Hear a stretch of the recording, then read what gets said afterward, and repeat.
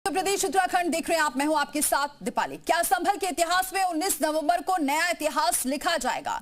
कल सुबह संभल की विवादित जामा मस्जिद के चारों साधु संत परिक्रमा करने की तैयारी कर रहे हैं, क्योंकि उनके लिए जामा मस्जिद नहीं बल्कि प्राचीन हरिहर मंदिर है।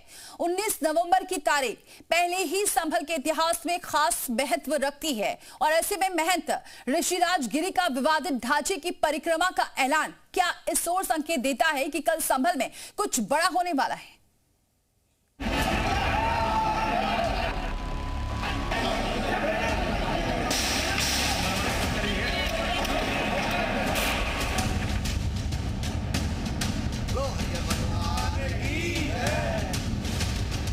संभल हिंसा की बरसी से पहले कुछ बड़ा होने वाला है।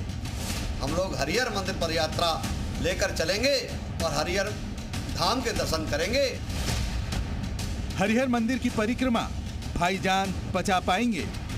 अधिक से अधिक संख्या में अपने अपने वाहनों से, अपनी अपनी गाड़ियों से, अपनी अपनी सवारियों से कैला देवी धाम आए।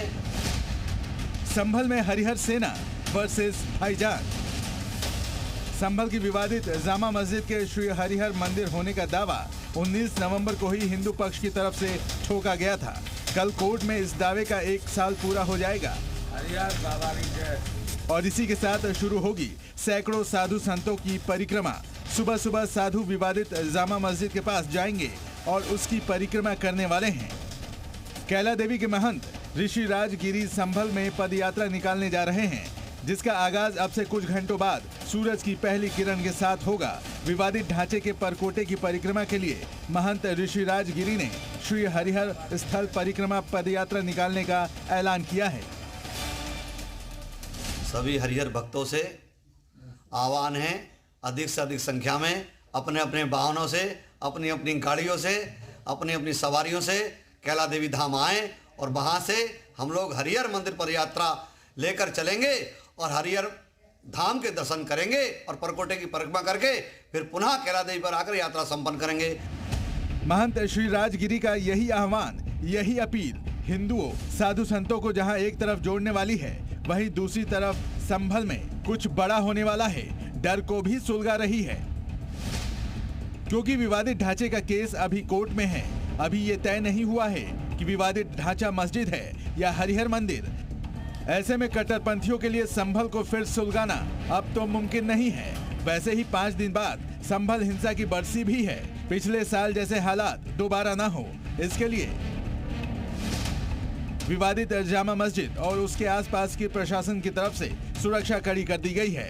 इलाके में कानून व्यवस्था बनाए रखने के लिए बीएनएस की धारा 163 लागू कर दी गई है।